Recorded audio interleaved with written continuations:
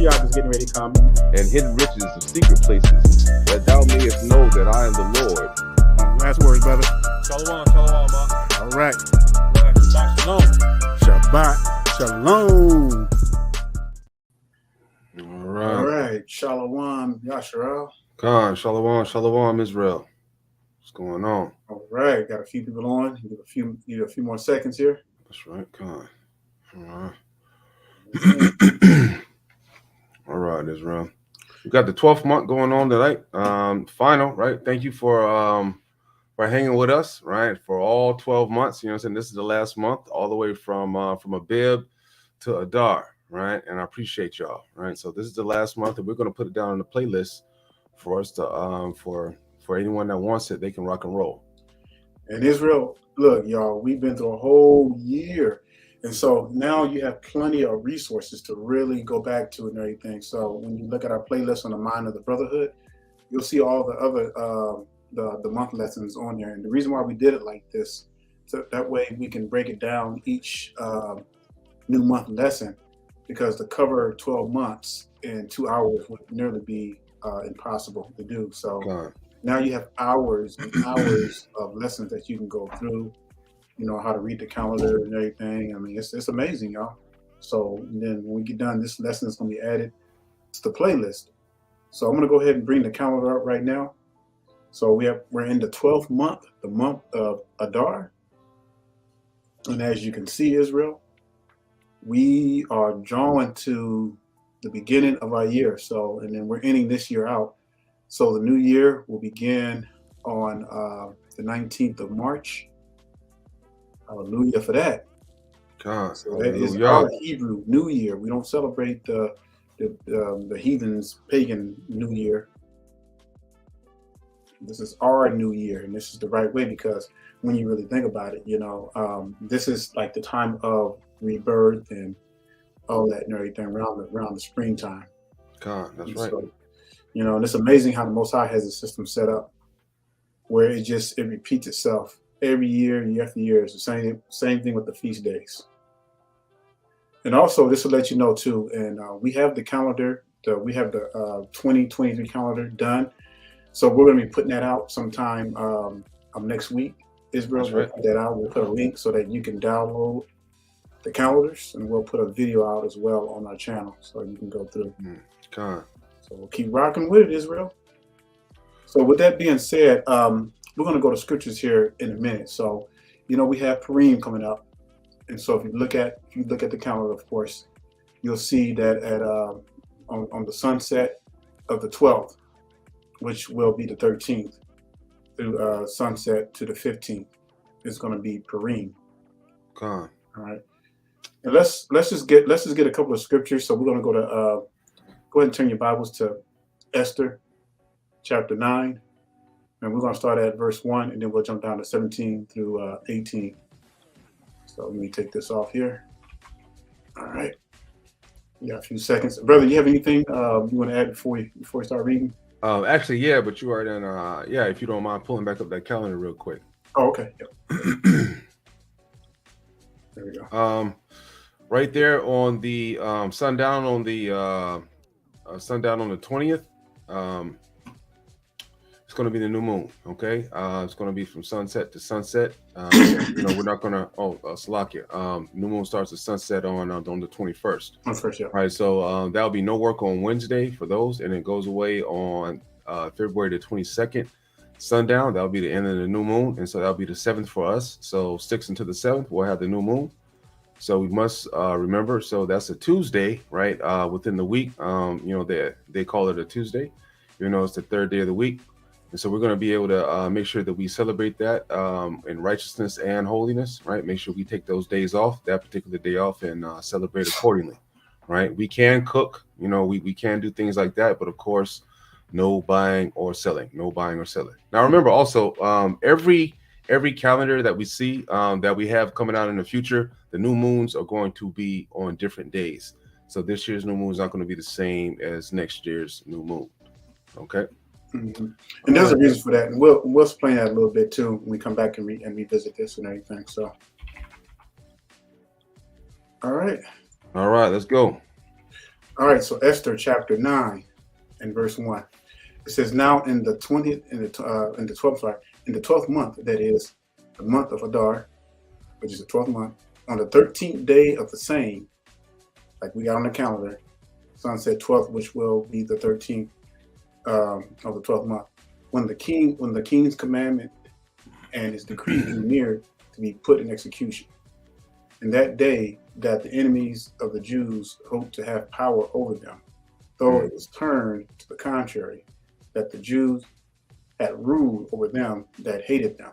And you know, this whole story, of course, you know, you can always read it, was a decree to destroy Israel because, you know, was a dude's name Haman had tricked him, you know, thinking that, hey, you know, you need to kill the Israelites and everything because they're a burden to our people.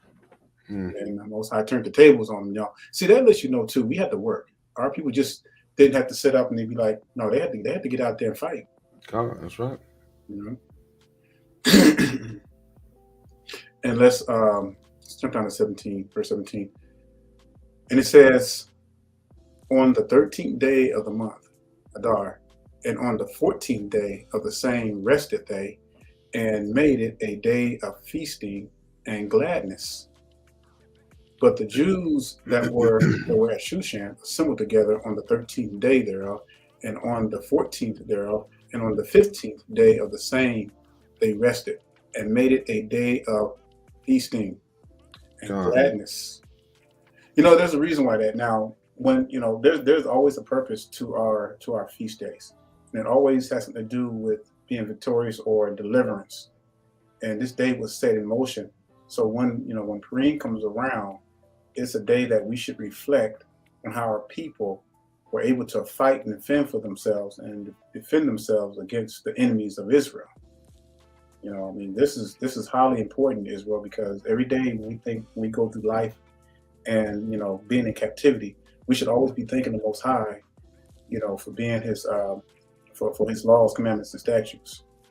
And, you know, make haste to keep his laws, commandments, and statutes. And should reflect on that constantly. And this is something that me and brother Aton push heavily because this is going to be the key to us coming back into the fold, Israel. That's right. Yeah, there's no other way around it. You know, you can't just say, you know, I'm Israel. I know I'm Israel, and you're not keeping the laws. You know, it don't work that way. You gotta put the work in. You got to do what he says. You know, and yeah, Christians will have you believing that keeping the laws is self-righteous, but no, it's obedient. It's obedient to the Most High because not keeping the laws, and that's the fact. You know, because you can't just believe in Hamashiach or, you know, believe in the Savior and that's all you do, and you think that you're going to get saved. You know what I mean? Or you know, when things come to an end, that you think you're going to get redeemed. That's just not going to happen. Right? You got to obey, just like our forefathers were made to obey. And if they didn't obey, the Most High killed them. So what makes you think that in this later day and time that the Most High is going to change when we know he doesn't, right? It says Hamashiach today, yesterday, and forever. And we know and the Most High doesn't change, right? Like father, like son. That's the real first. All right, so we come back to the calendar and everything, and then like brother Aton covered the whole moon. Y'all already know the deal, you know, with that.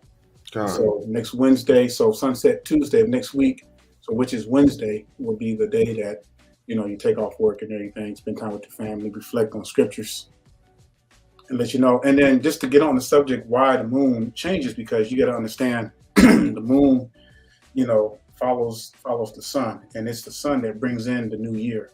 And ends the year as well too.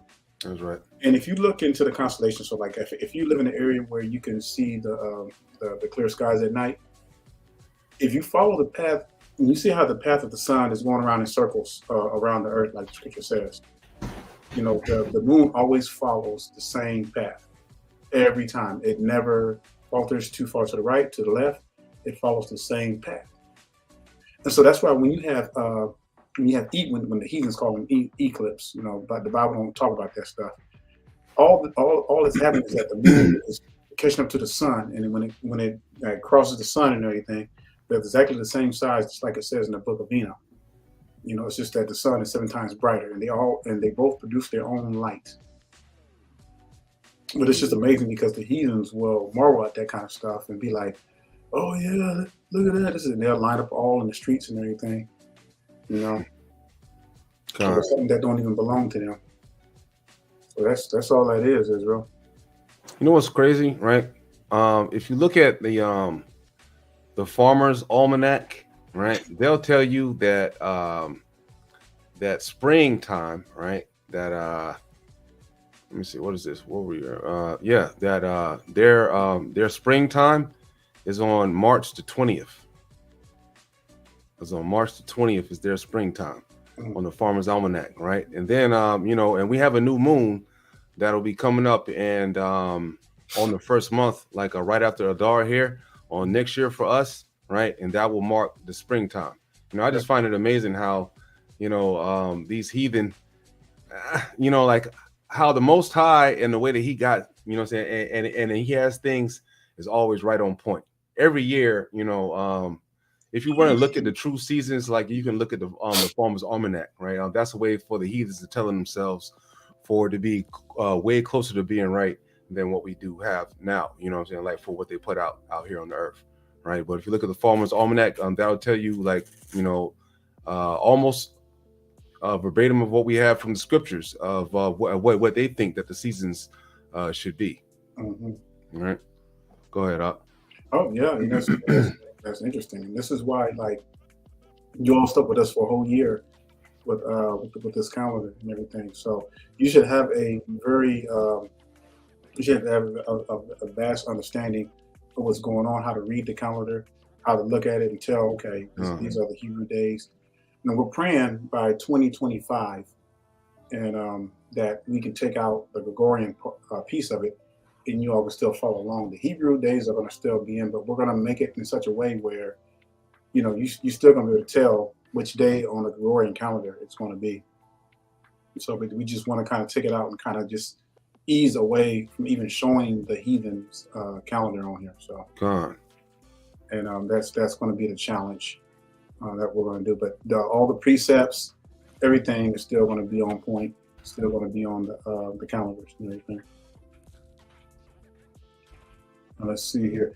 And just again, y'all, take the time and go through the playlist and look at all the months that we've done from the very first month to this to the 12th month, and just go through and take the time and just watch the videos, study, write down precepts and everything, and share these videos. And you should already be at a point where you can teach your fellow brethren how to read this calendar as well too. We know that everybody is not going to accept the calendar. We know the camps are, they follow their own stuff. We know that majority of our people are going to fall off to the new moon. We just got to pray that at some point they're going to have to come to the knowledge of the truth. They're not going to be able to live in a life forever and keep doing the same thing, because it's not going to be good. So, but Israel, unless Brother Aton, unless you got something, that's pretty much all I have for the 12th month. No, brother. I think that's everything for me as well. Let me see. What?